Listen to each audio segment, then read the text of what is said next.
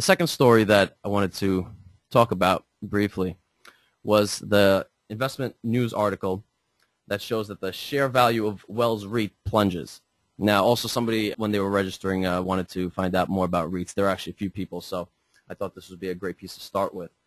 Now, the Wells REIT is a real estate investment trust that allows investors to purchase and own real estate and mortgage assets through the trust. So instead of somebody going out and buying a building or renting out an apartment, you can invest in the REIT, and the REIT would do all of that on your behalf. So you act basically as a provider of capital, and the REIT invests that money and provides you with a return.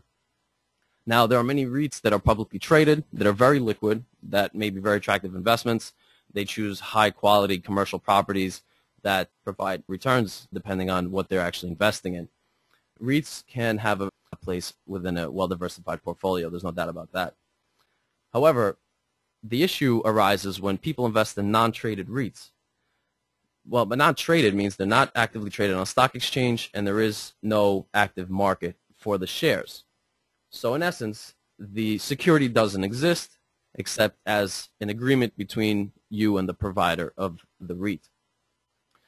So these REITs being non-traded, a few issues arise. First of all, obviously they're illiquid. So if you have to hold on to an investment for a longer period of time, that increases risk.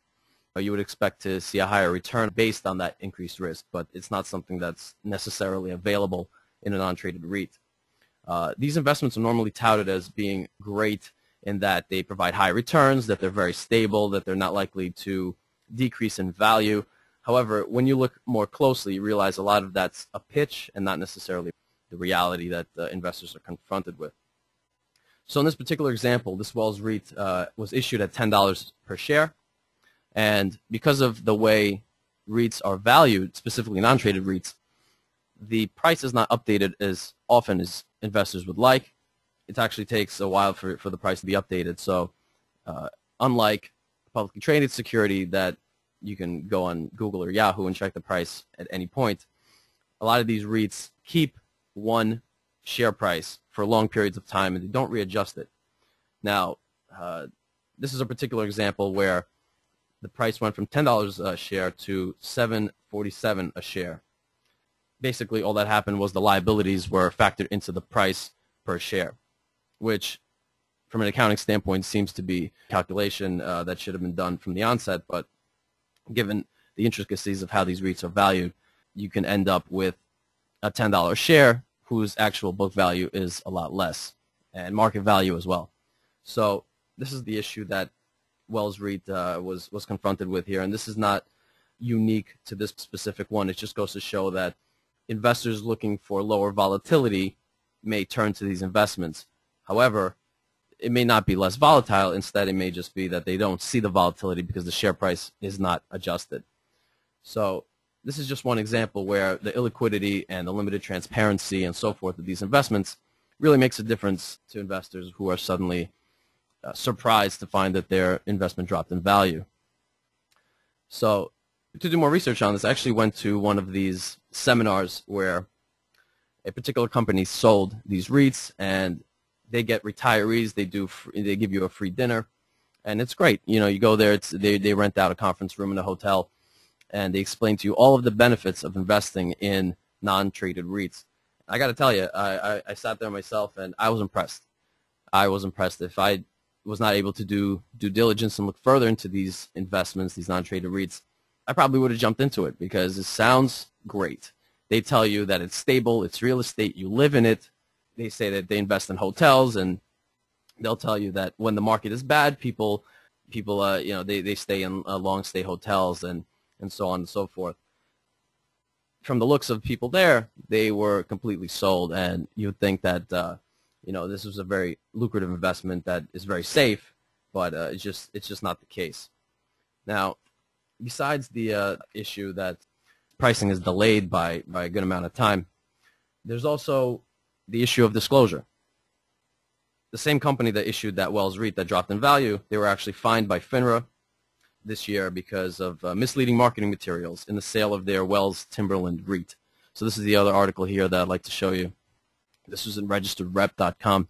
This one mentions Dave Lerner and Associates, where FINRA claims that the firm failed to do adequate due diligence into valuations and distribution irregularities of their Apple REIT 10.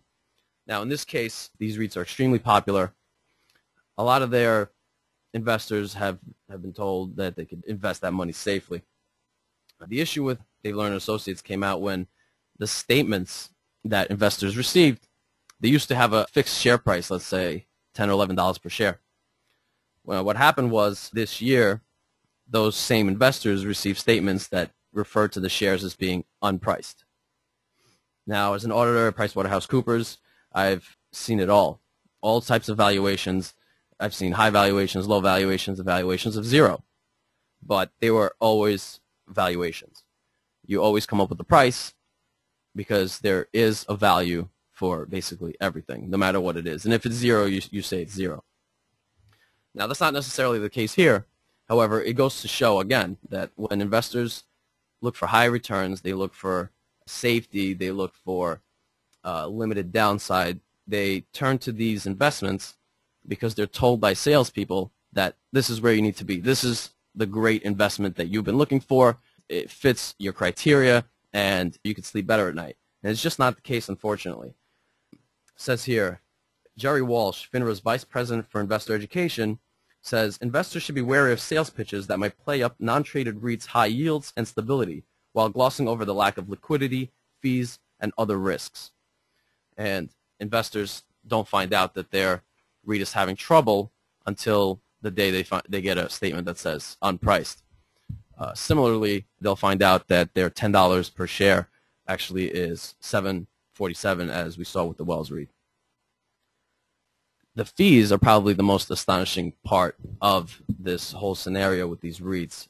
It says here in this article, non-traded REITs have drawbacks and risks such as costs and fees. Typically, non-listed REITs charge 7 to 10% to the brokers and affiliated broker-dealer. 7 to 10% of the overall investment. In addition, fees to the affiliated advisor of 1 to 2%, asset management fees of 1 to 2% of gross real estate assets, acquisition and disposition fees of 1 to 3% of acquisition or sale price, and debt financing fees of about 1%. So for every dollar invested, this leaves about 82 to 85 cents in net investment, which is extraordinary.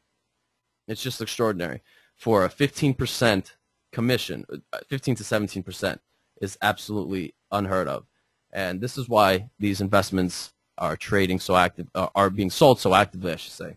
And these are the risks that people are getting themselves into. And to pay 17% up front, you need very significant returns to make that work for you. And a lot of investors are just not aware of how the math works out, and it doesn't really work out in their favor.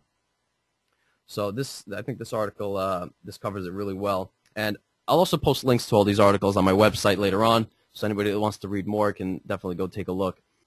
It goes on to say, another risk involving how non-traded REITs pay out distributions is that 85% of the investors' dollars actually goes to work for them.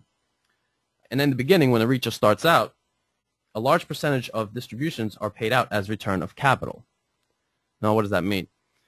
When a REIT is first started, the sponsor is gathering assets. So they're going out in the market. They're saying, we need investors to give us money so we can buy homes, we can buy offices, we can buy hotels. We need to gather these assets so we can make distributions. In those cases, when the REIT is first issued, there's not adequate income to pay out distributions. So quite simply, when they get the first few investors, they really don't have a property yet to pay them out with. So what do? Well, typically, they'll pay it out as a return of capital. Now, what does that mean? So you have, let's say, 10 early investors coming in. Then you have a few more. Now it's time to pay money. Well, you don't have a property yet. What do? You pay the investors that came in later with the money that the first investors put in. It sounds a little bit familiar. When you have that happening, it's very difficult to assess whether an investment is actually paying out income or whether it's giving you a return of capital or it's giving you somebody else's capital.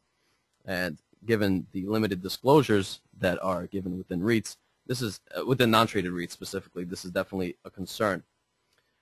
It goes on to say, Some REIT sponsors are trying to address industry concerns, offering more transparency and liquidity. For example, according to the SEC filing, Cole Real Estate Investments plans to launch a new non-traded REIT that would eliminate upfront commissions, charge an asset-based fee, and offer daily NAV and daily liquidity, which is a beautiful thing.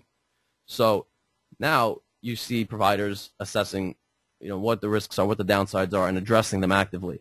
And unfortunately, this is not all providers of non-traded REITs. This is just a selection of them. In addition, Clarion Partners and American Realty Capital have already launched non-traded REITs that offer daily NAV, which is also great. To be able to know the price of your actual shares and what you're holding, that's a beautiful thing. However, in that case, if you're getting daily NAVs, if you're not being charged upfront commissions, and you have liquidity, why not invest in an actively traded REIT? So even when these REITs, they start to offer additional incentives and make it easier for investors to see their net asset value, they're not really matching the benefits that someone can get from actually trading REITs on an exchange. It's very liquid. It can be done within seconds, and there's just really no benefit to seeking out illiquid investments in search of higher returns, because it's difficult to recover even the commissions you paid, and the returns are unfortunately not that substantial.